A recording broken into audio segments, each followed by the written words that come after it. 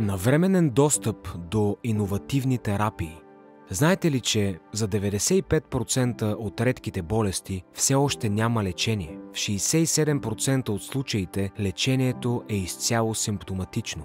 Общността на редките болести все още има огромни, неудовлетворени нужди и достъпът до лечение и терапии е определен като основен приоритет за хората, живеещи с рядка болест. За да се подобри това е необходимо насърчаване на фармацевтичните компании да се съсредоточат върху разработването на терапии за болестите, за които няма лечение.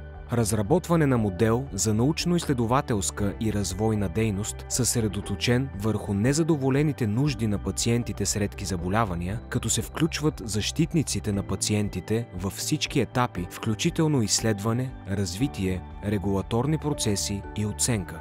Създаване на цялостен европейски подход от създаването до лесен достъп до иновативни терапии, който ще доведе до намаляване на времето за започване на лечение за пациентите с редки болести.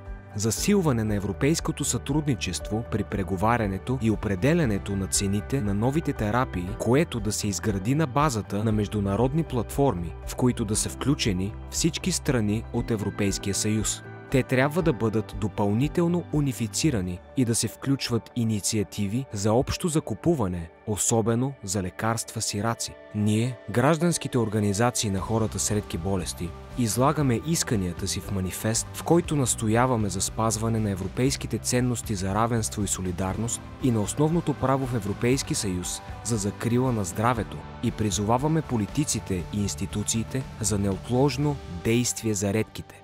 С пълния текст на манифеста може да се запознаете на страницата на инициативата.